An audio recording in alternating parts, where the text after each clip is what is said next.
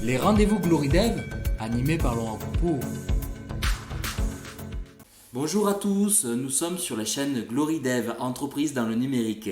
Et aujourd'hui, Start Recrute me reçoit pour qu'on parle recrutement. Un sujet vraiment très intéressant. Bonjour Jérémy. Bonjour, salut Laurent. C'est un réel plaisir de venir te voir pour parler de sujets qui peuvent intéresser quand même nos auditeurs, c'est-à-dire le recrutement. Comment se passe le recrutement?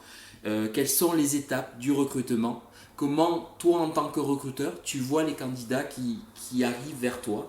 Et quels conseils évidemment donner à nos auditeurs pour être le candidat qui va être recruté au final? Donc ce qui m'amène à ma première question. As-tu une procédure prédéfinie quand tu recrutes pour le compte d'un client? Alors oui, il y en a effectivement une qui, je pense, est assez similaire à certaines autres. C'est-à-dire, en fait, l'idée, c'est de bien comprendre le projet qu'il y a derrière ce recrutement, qui, quand, pourquoi, tous ces détails qui sont finalement bien connus et assez identiques par rapport aux autres. Mais au-delà de ça, c'est surtout comprendre comment fonctionne l'entreprise de manière générale. Quel est leur mode opératoire, leur système de management, leur projet sur du moyen long terme aussi, et savoir comment après moi je peux y intégrer des candidats dans ce projet-là. C'est au-delà des compétences, c'est aussi faire matcher des personnalités entre une entreprise et des candidats. Peux-tu nous décortiquer chaque étape en nous expliquant le but de la démarche, Jérémy? Alors il y a pas tant d'étapes que ça, et la démarche est finalement très simple aussi. L'idée, pour comprendre un peu comment fonctionne l'entreprise, c'est comme pour tout, il faut s'intéresser à l'autre, savoir poser aussi les bonnes questions, au-delà juste du projet évidemment. Et parfois, pour aller plus loin, quand on n'a pas tous les éléments ou que les structures du moins sont un peu plus grosses, il nous arrive d'être directement chez eux une demi-journée, une journée, de participer à une réunion, ce genre de choses, où on comprend directement en étant sur place, à minima, comment ils peuvent fonctionner et comment ils fonctionnent surtout, et ce qu'ils attendent de ce futur candidat. On va avoir des outils et des services, c'est clairement LinkedIn, aujourd'hui qui est quand même une plateforme extrêmement intéressante pour rencontrer des profils, alors pas forcément pour trouver du travail, j'ai le sentiment, pardon, mais pour s'y faire connaître et découvrir des profils, des candidats potentiels, sans aucun doute, donc un peu de sourcing en l'occurrence. Et après les CV Tech, évidemment, d'une autre manière. C'était une approche très intéressante dans ce que tu dis, c'est la visibilité. C'est pas forcément immédiat.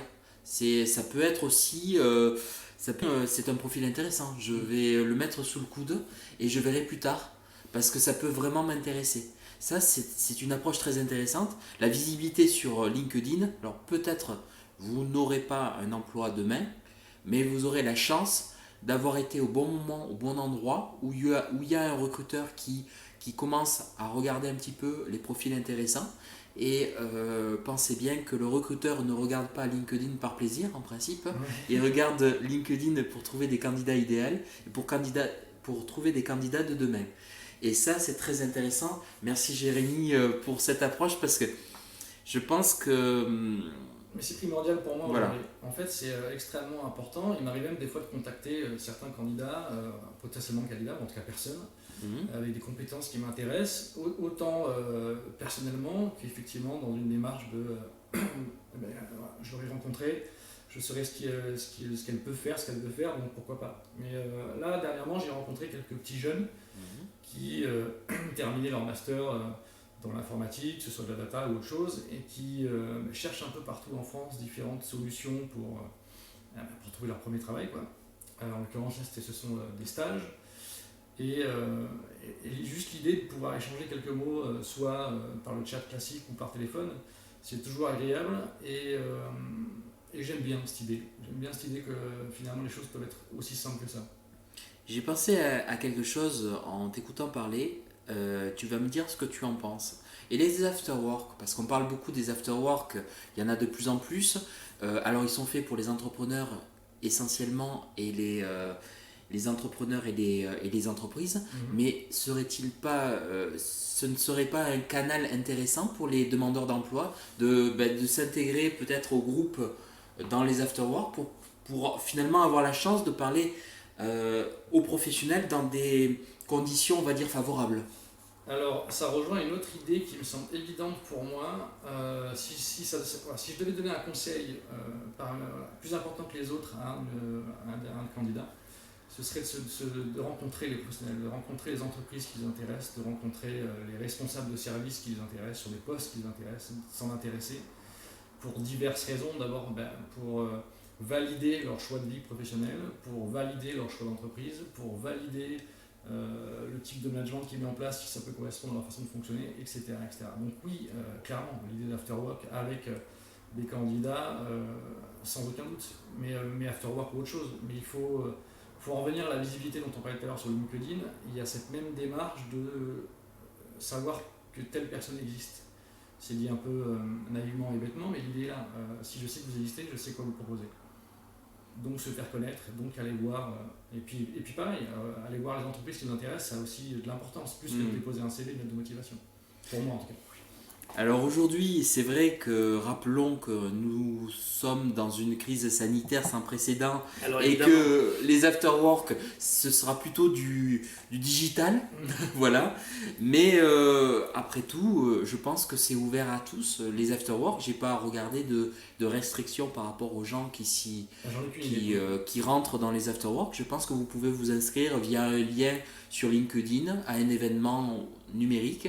N'hésitez pas à regarder aussi les webinaires qui sont très intéressants déjà pour connaître un petit peu les dirigeants et de connaître aussi un petit peu les gens qui décident, parce que les décideurs, vous les voyez peut-être pas forcément à faire des publications sur LinkedIn, mais ils sont là, ils surveillent. Donc du coup c'est intéressant de pouvoir cibler les décideurs, mais aussi les comprendre pour mieux appréhender votre recrutement, vous positionner. Moi, je vous donne une petite anecdote, c'est que je ne vais jamais en entretien les mains vides. Je sais limite ce que la personne mange à midi. Je me renseigne tellement sur la personne que je peux évidemment orienter le recrutement de façon à ce que ce soit à mon avantage. C'est-à-dire que parler avec la personne de choses qui l'intéressent, parler avec la personne, même si c'est un peu éloigné du recrutement, ça va créer un lien. Ce lien, il est essentiel pour travailler avec une personne. Oui, mais est-ce que ce serait pas plus simple de faire la même chose en direct, de découvrir l'autre en direct? C'est ce que je fais avec mes candidats en l'occurrence. Où il y a plus cette idée de cibler qui est la personne, ce qu'elle aime, etc. C'est de la découvrir pour de vrai à l'entretien. Je ne fais pas d'entretien avec des questions pièges, avec des questions qualité-défaut, ça a tendance à m'emmerder. Et je le dis avec un gros mot parce que c'est un peu l'idée de ma façon d'être et de faire aussi, où je suis assez transparent et assez honnête dans la démarche. Et le CV n'est qu'une porte d'entrée, on l'a dit tout à l'heure, des fois il y a des CV intéressants, on rencontre juste pour le plaisir de rencontrer et savoir ce qu'il est possible de faire. Et bien c'est pareil avec toutes les personnes que je peux être amené à rencontrer. Et il n'y a rien de plus intéressant que de comprendre qui est l'autre, de comprendre comment ils sont venus à ce stade-là, et d'essayer de s'imaginer et se concentrer sur ce qu'il peut en faire derrière.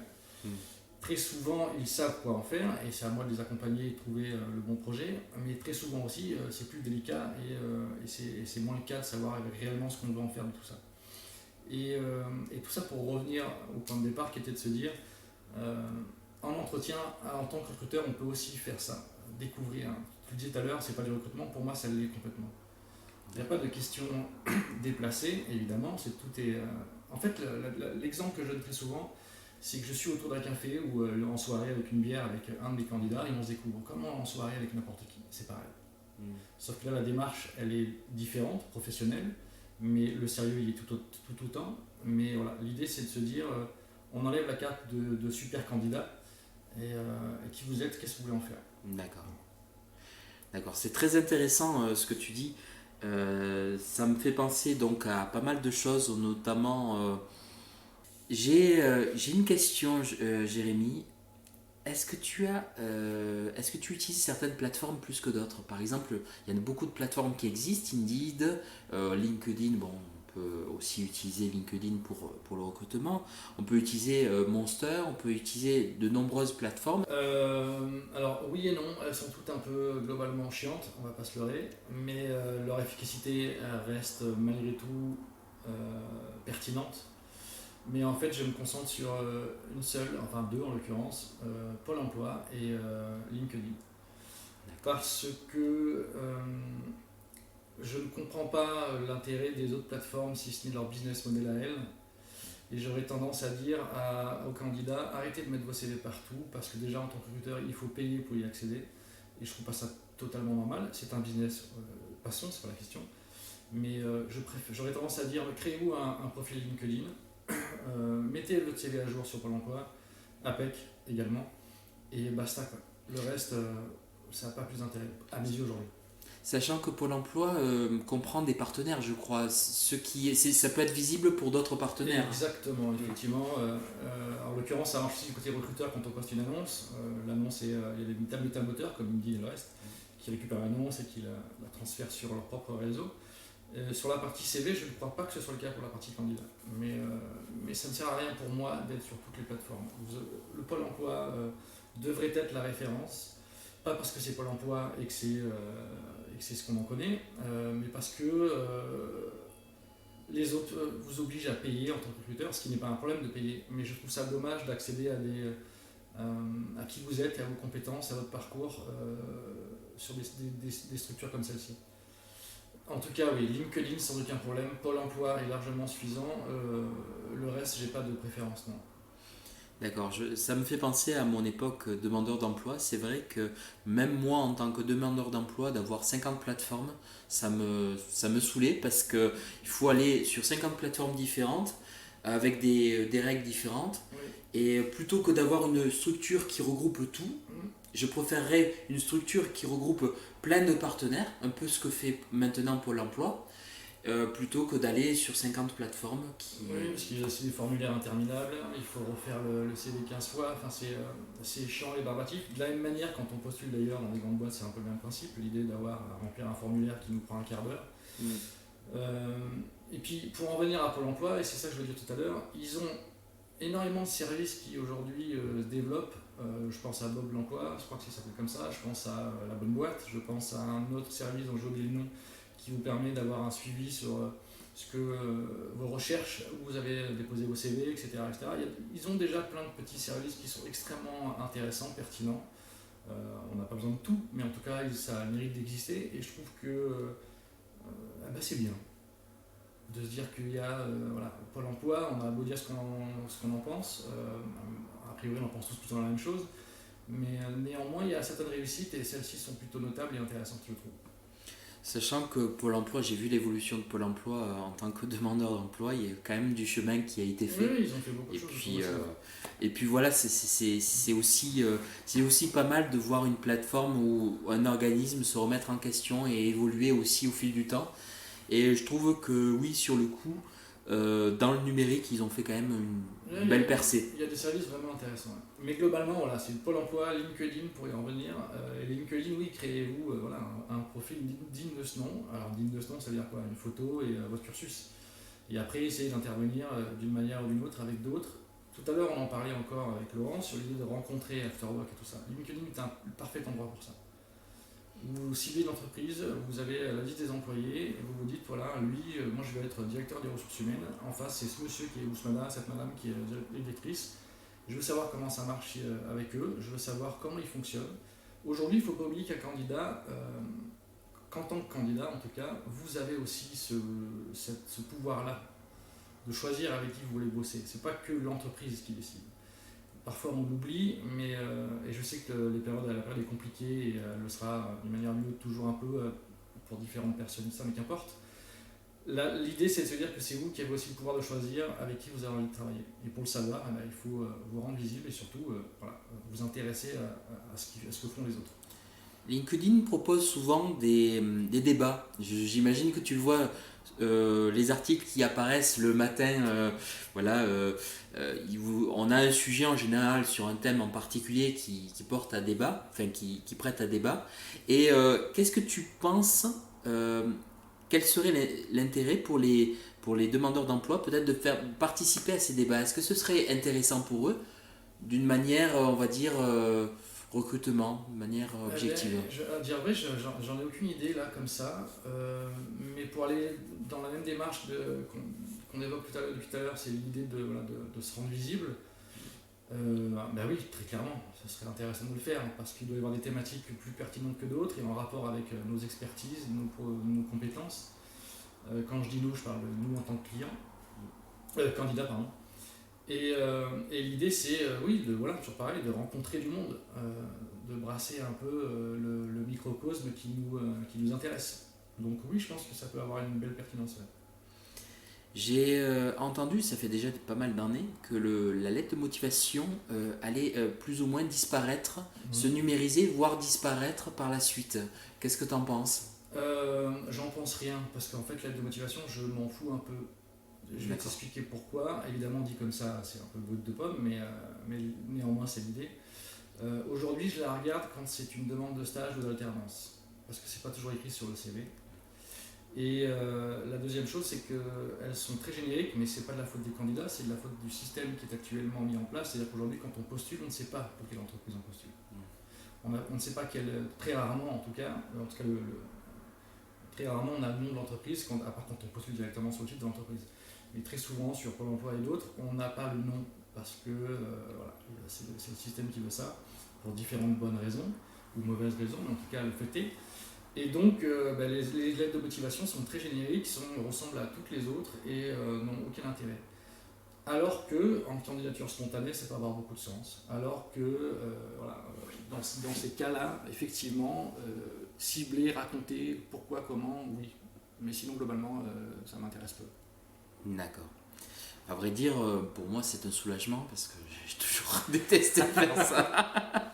J'ai toujours détesté les lettres de motivation parce que, en plus, au début, elles étaient complètement manuscrites et on faisait une faute, il fallait tout refaire. Ouais, c'était terrible. Mais après, il y a toujours des graphologues, j'imagine que c'est ça, qui sont voilà, très régulièrement appelés pour différentes analyses. Alors je ne suis pas spécialiste de cet univers-là, donc je ne sais pas quelle est la pertinence de ce genre de choses, mais je me dis que si ça existe, bon, potentiellement c'est que ça ne va pas être si bête, mais non, moi dans l'idée, ça ne m'intéresse pas. Quoi.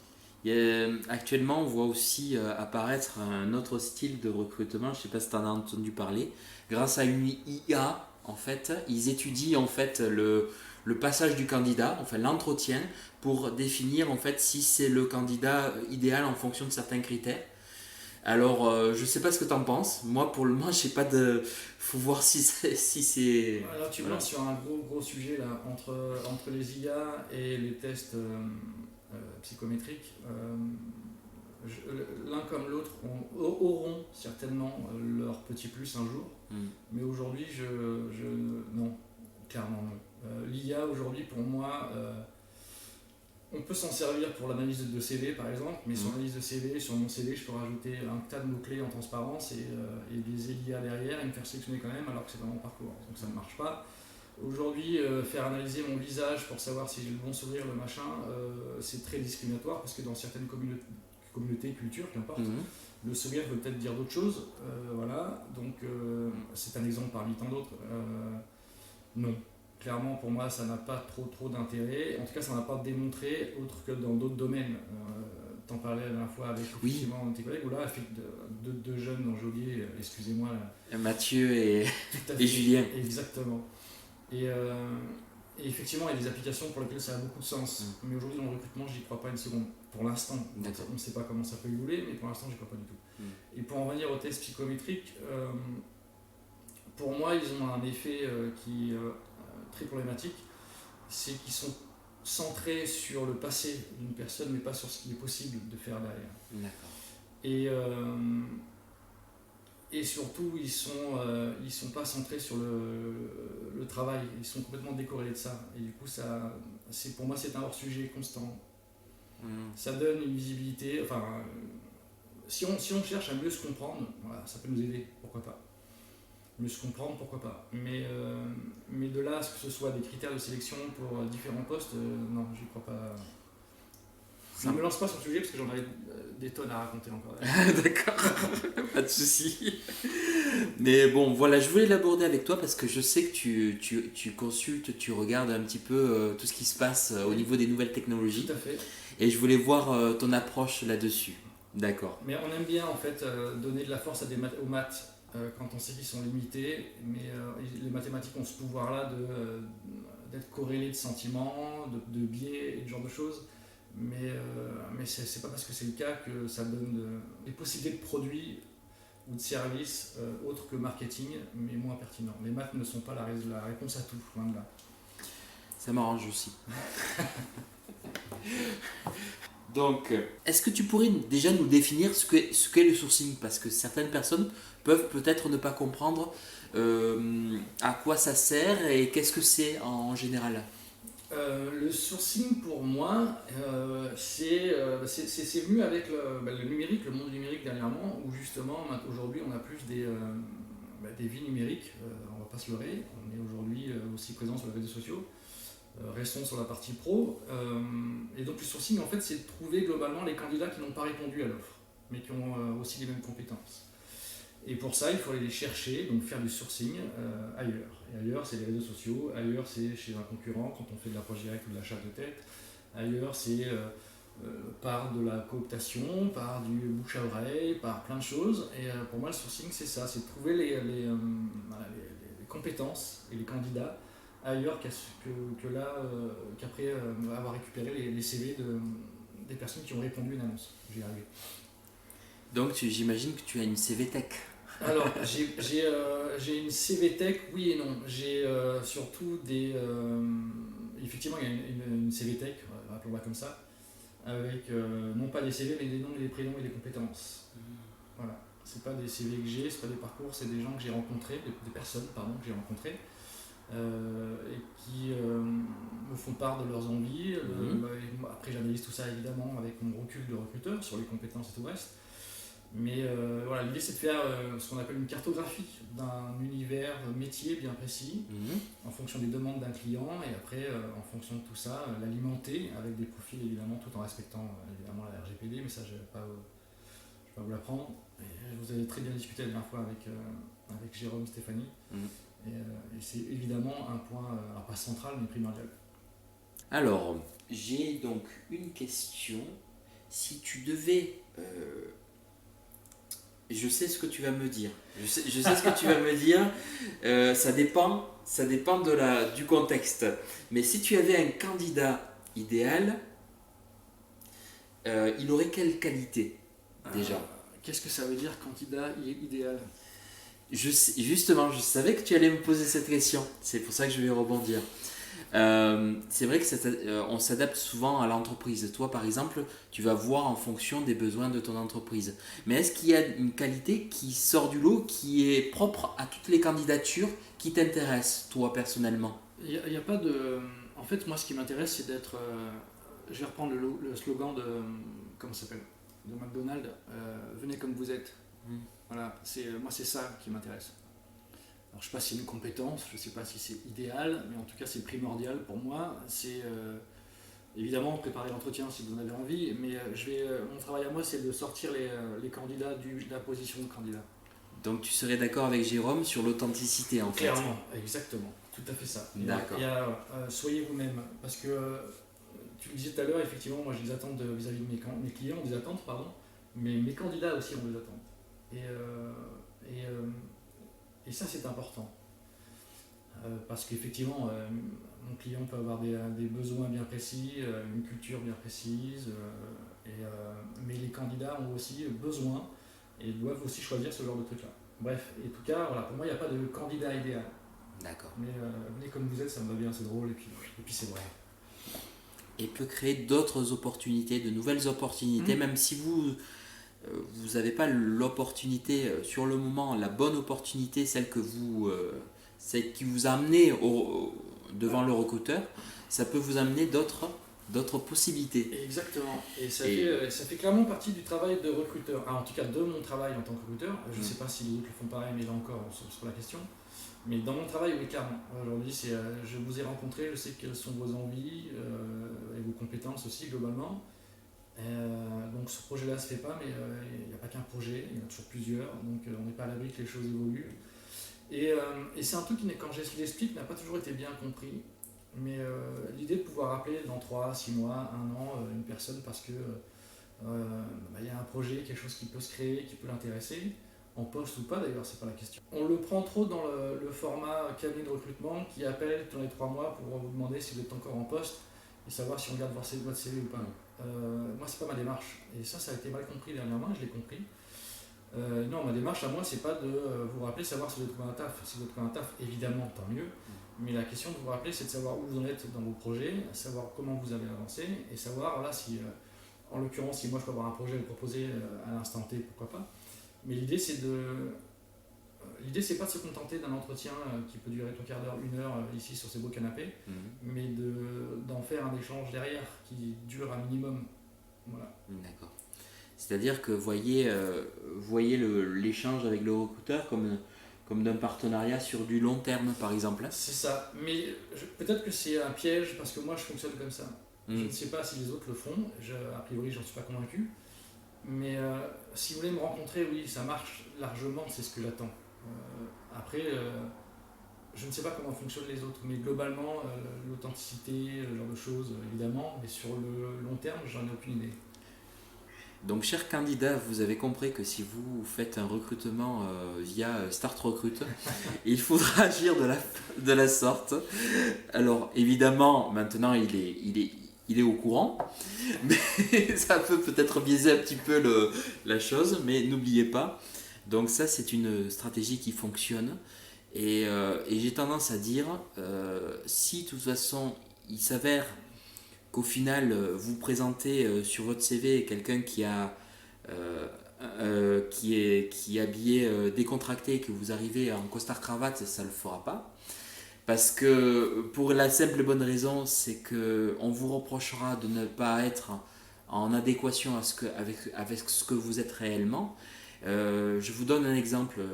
Il fut un temps, un graphisme me disait, mais tu crois pas que mon visuel il fait un peu avec les tatouages, tout ça, ça fait pas bien, tout ça. Je lui dis, de toute façon, si tu ne le fais pas, si tu présentes quelqu'un avec un costard et que toi tu as des tatouages partout, on te le reprochera. Alors autant rester naturel, parce qu'au moins ce sera toi.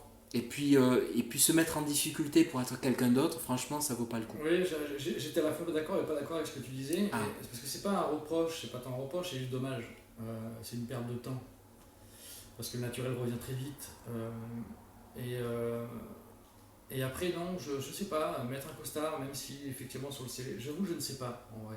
D'accord. Si c'est vraiment judicieux ou pas. Parce que ça va dépendre de l'entreprise, du poste, de plein de choses. Donc je serais tenté de dire que je ne sais pas. Mais en tout cas, dans ma démarche à moi, je m'en fous. Venez comme vous avez envie de venir. Alors évidemment, un minimum, on est d'accord. Mais il n'y a pas de question de reproche, il y a de question de vraiment comprendre un peu ce que je peux faire de vous et de vos compétences. Dit comme ça paraît un peu too much, mais c'est un peu l'idée. Comprendre de ces compétences, qu'est-ce que ça peut vous amener à faire, à bien... sur quel projet vous pouvez être amené à évoluer correctement, sur quelle mission, quelle est la compatibilité que vous pouvez avoir avec telle entreprise, etc. Donc ça, c'est mon travail à moi. D'accord. Est-ce que...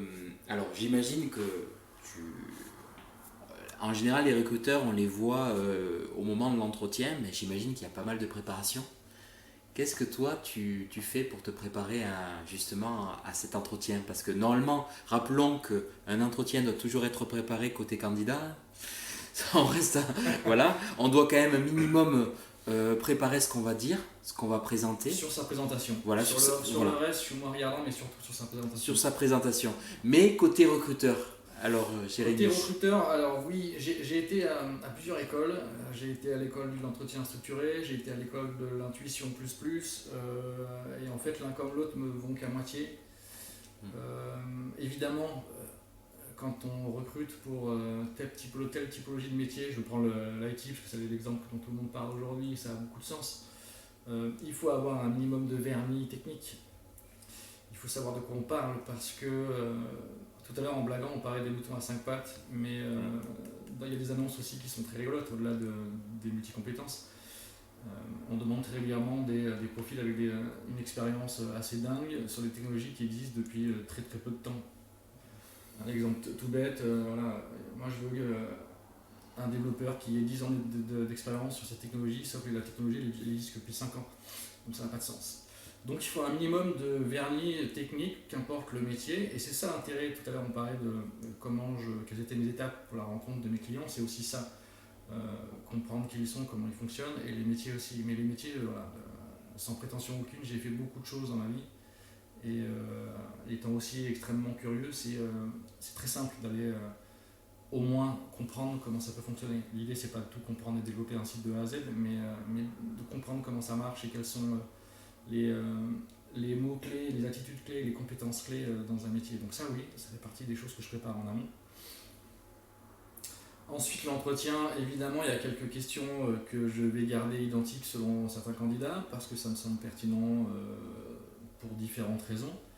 On parle souvent d'entretien structuré en ce moment, mais je ne suis pas fan de la technique qui oblige l'autre finalement à pas trop parler, enfin l'autre, le candidat en l'occurrence, pardon, à pas trop parler, en tout cas pas trop poser de questions. Et c'est le recruteur qui lui pose une question qu'il va poser aux 50 candidats qu'il va avoir derrière.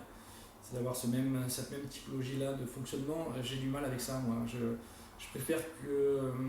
tout à l'heure, on parlait de comprendre les candidats. Je pense que ça passe aussi par la compréhension de soi. Par bien comprendre comment on peut fonctionner. On a tous des biais, on a tous des préjugés, on est tous un peu parfois à la ramasse, fatigués, qu'importe. Mais en tout cas, c'est à soi d'être bien structuré plus que de structurer un entretien, je pense. D'accord. Et aussi un peu d'intuition, parce que c'est quand même cool l'intuition. Je suis un petit peu comme toi, je suis plus dans l'intuition. Parce que il y a des choses qu'on ressent au travers du contact. Quand on rentre dans une maison, on ressent l'énergie qui émane. C'est-à-dire que quand on rentre dans une maison, quand on achète un bien immobilier, tout ça, me disait encore le fameux agent immobilier, il y a quand même... c'est sentimental, il y a un lien qui se fait. Oui, Et c'est pareil avec un candidat, je pense. C'est entre un candidat et un recruteur, il y a ce lien qui peut créer quelque chose de plus. En fait, je suis d'accord avec cette image-là, mais tu sais, dans l'intuition, il y a un vrai problème qui est d'expliquer à ton client, par exemple, pourquoi lui, quand tu fonctionnes que sur l'intuition. Du coup, ça, c'est compliqué et voire difficile à faire. Mais du coup, dans l'intuition, pour revenir sur le sens général que tu en donnes et qui est assez juste, tu as cette idée, enfin, la question que je me pose, moi, elle est plus simple, elle est plus de dire, est-ce que je veux travailler avec cette personne ? Ou alors, oui, non, voilà, est-ce que j'ai envie de travailler avec cette personne ? Voilà.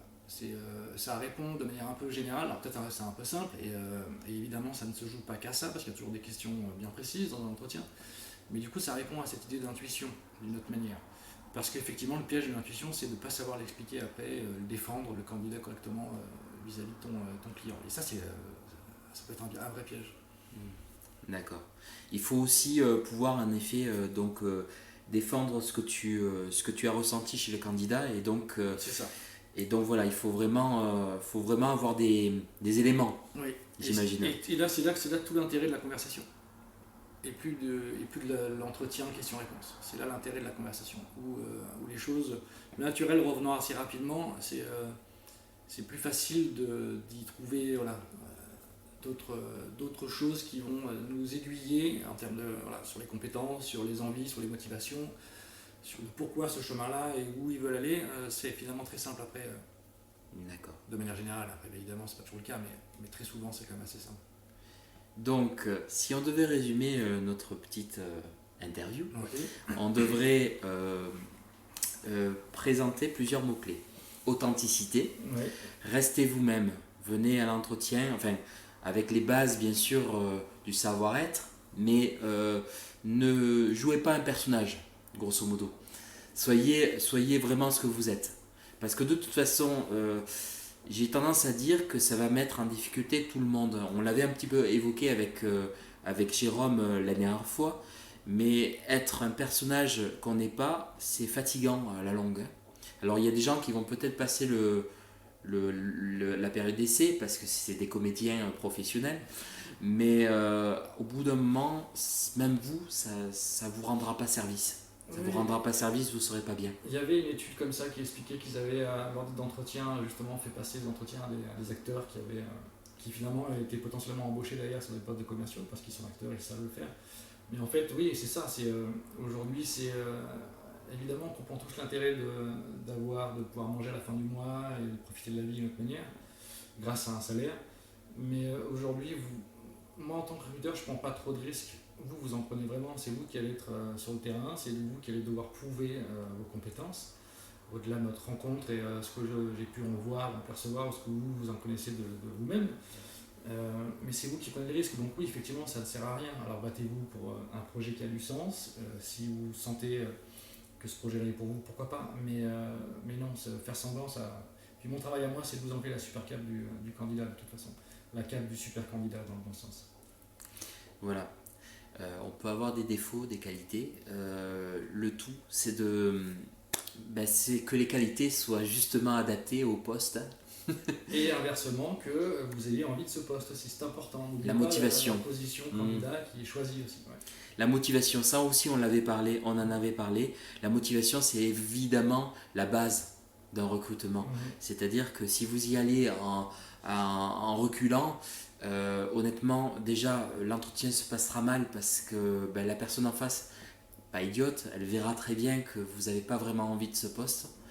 Et j'en parlais aussi un petit peu avec Jérôme, Stéphanie la dernière fois sur le job alimentaire. Oui. Et une fois, on lui avait sorti, c'est pour le job alimentaire. Et il n'avait pas trop apprécié parce que c'est sous-entendu que c'est pour manger à la fin du mois, de toute façon. Hein. Vous venez pas pour rien. Ouais, Voilà. J'ose espérer qu'il y a aussi de la motivation parce que on crée un projet pro derrière, Tout à fait. vie professionnelle. Mais oui, très souvent, souvent en tout cas, c'est aussi ça. Ouais. Alors, c'est très important de bien se connaître, donc. Hein. Oui. L'introspection est super importante. Et il faut bien connaître le marché aussi. Parce qu'il y a... on peut vous poser un entretien, je le dis par expérience, combien vous évaluez votre travail. C'est très dur. C'est très dur parce que au départ, on se sous-estime toujours. Oui, et puis tu sais, ça rejoint, c'est une question que je ne comprends pas. Ça rejoint les tests psychométriques, c'est pareil. On nous pose des questions avec des réponses à choix multiples. Parfois, on ne trouve pas la réponse qui nous convient, parce qu'on se dit que moi, à ce moment-là, j'aurais répondu ça, parce que ça. À d'autres moments, j'aurais pu répondre autre chose. Et s'auto-évaluer de manière générale, être objectif sur soi-même, c'est extrêmement compliqué. Je reviens sur les tests psychométriques là encore. Quand on a une question à laquelle on a un doute, on demande toujours à son conjoint ou toi, t'en penses quoi? Et donc, oui, ce genre de questions-là m'échappe un peu. Parce que oui, ça peut avoir une pertinence quand on se connaît vraiment bien sur différentes choses, mais ça n'a pas de sens pour moi qu'on la demande à quelqu'un comme ça aussi clairement. Mais là encore, j'insiste là-dessus, je ne fais pas les recrutements comme tout le monde, donc peut-être qu'effectivement, de manière générale, c'est une question qui a du sens pour d'autres, mais moi j'ai du mal. Je comprends, c'est comme par exemple les qualités et défauts qu'on a entendus, alors une flopée, nombre de fois incalculable. Ça ne sert à rien aussi pour moi. Et parce que moi j'ai toujours été souvent bloqué par ce truc, parce que quand on commence, on a du mal à être objectif vis-à-vis de soi. Soit le gars il est super prétentieux, il va trouver que des qualités, soit le gars il est pas sûr de lui, mais c'est normal quand on débute. Il va trouver des défauts qui ne seront pas forcément en adéquation, mais ça, pour moi, ça n'a pas vraiment de sens quant à la compétence réelle du candidat. Ouais, clairement, ça n'a aucun intérêt. Et puis surtout que dans un échange, dans une conversation, on peut déjà déceler certains points positifs en termes de qualité, si on veut parler de qualité, ou certains défauts en termes de défauts. Et ça nous aiguille déjà très largement, et on n'a pas besoin d'avoir de toute façon, ces termes-là seront déjà bien travaillés en amont. Ils auront choisi la qualité qui va bien avec le défaut, etc. Donc cette question n'a, globalement, pour moi en tout cas, aucun intérêt. D'accord. Donc, n'oublions pas aussi une chose, je rappelle donc ce que nous a raconté Jérémy tout à l'heure. J'imagine, vu que vous êtes assidu, que vous êtes sérieux, vous avez tout entendu. Mais je vous le répète au cas où. Voilà, avoir 50 plateformes, ça ne sert pas à grand chose, si ce n'est vous donner du travail supplémentaire. C'est comme moi à une époque, on me disait, c'est bien, donc il faut cibler les entreprises. Déjà parce qu'on est plus motivé. Quand on cible l'entreprise qui nous correspond, on a davantage de motivation au bout. Les plateformes, c'est un peu pareil. Il faut trouver deux, voire les 3 plateformes maximum qui fonctionnent et ensuite s'y fixer. Et à partir de là, il faut tout relier, mettre des profils, des photos, votre cursus, très important. Et récemment, je vais vous raconter un petit truc. J'ai vu sur LinkedIn passer un message qui m'a fait assez sourire. Et on voyait des gamins de primaire et on leur disait voilà, il vous faut 20 ans d'expérience pour accéder à ce poste. J'ai vu passer ce truc-là. Et alors, ça m'a bien fait rire parce que c'est vrai que combien de fois j'ai vu sur des candidatures 10 ans, 20 ans d'expérience et ils reçoivent quand même les candidatures des gens qui le... Alors je me suis posé la question, et peut-être tu vas répondre justement à cette question, Jérémy. Est-ce que c'est pas pour tester, pour déjà faire un filtre à la motivation? J'en sais rien. Si c'est le cas, c'est se priver de candidats et de rencontres. Non, pour moi, c'est juste... là, je me positionne en tant que candidat. Est-ce que j'ai envie de travailler avec une boîte qui ne sait pas de quoi elle parle? Non. Voilà. Donc l'entreprise se met elle-même en danger en faisant ce genre de truc, même si c'est caricaturé, néanmoins on l'a toujours croisé. Bien sûr. Et donc ça prouve juste que cette entreprise potentiellement ne sait pas de quoi elle parle. Et de manière très très généralisée, parce qu'évidemment on ne le sait pas, mais c'est l'effet que ça donne. Et je me dis en tant que candidat, est-ce que j'ai envie de bosser avec une boîte comme ça? Non. Donc tout de suite je sais que je ne perdrai pas mon temps là-dessus. D'accord. Au-delà de, là encore, restons lucides, au-delà de la crise du moment où trouver un boulot est compliqué, au-delà du côté alimentaire dont on parlait, etc., etc. Mais de manière générale, oui, je trouve ça assez absurde de la part d'une entreprise ou d'un cabinet, qu'importe. D'accord. Alors, aujourd'hui, donc, j'ai été reçu et je suis très content d'avoir interviewé Jérémy, qui nous a apporté son savoir, mais aussi son expérience. Il faut savoir que les recruteurs, vous pouvez avoir en face de vous Jérémy, et d'ailleurs vous auriez beaucoup de chance. Vous pouvez avoir en face de vous Jérôme Stéphanie, qui est aussi un recruteur exceptionnel. Des gens qui ont des qualités humaines vraiment très, très grandes. Et résumer le recruteur par sa simple fonction, c'est pour moi ne pas comprendre le secteur. La personne en face de vous n'est pas qu'un recruteur, c'est un être humain qui a ses qualités, ses défauts, ses faiblesses comme vous. Et si vous savez le prendre entre guillemets par les sentiments, lui parler de choses qui l'intéressent, lui montrer que vous intéressez à lui, mais que vous intéressez aussi à la boîte pour laquelle il recrute, c'est déjà un bon début pour moi. Voilà, c'est un bon début. Et je suis persuadé que demain, vous aurez tout simplement le job qui vous plaît. Et c'est ça en fait votre objectif. C'est pas avoir un job, un travail, c'est avoir le travail qui vous plaît, qui vous corresponde. Ça prend plus de temps, mais oui c'est ça. C'est effectivement trouver le job qui vous va bien. Et ça, très souvent vous ne le savez pas encore, mais l'idée d'y travailler aussi est importante. Mais oui c'est ça. Trouver le truc dans lequel vous allez pouvoir vous épanouir. Pas forcément passion ni rien du tout, mais quelque chose qui vous donne envie. Et très souvent, c'est aussi l'entreprise qui peut vous donner envie, le cadre de travail. Mais ça, c'est selon certains profils, j'ose imaginer. Mais aussi, savoir réellement ce qu'on veut faire. Déjà, l'exercice peut prendre du temps, et une fois qu'on sait ce qu'on veut faire, l'exercice prend aussi du temps pour trouver. Mais l'idée, c'est de mener ce travail-là à bien quand on est recruteur. Comme dans ma manière de travailler, en tout cas. Donc, merci encore à Jérémy, Merci à représentant de l'entreprise Start Recruit. J'espère revenir un jour, hein, un de ces Avec jours. grand plaisir, bien sûr. Un de ces jours.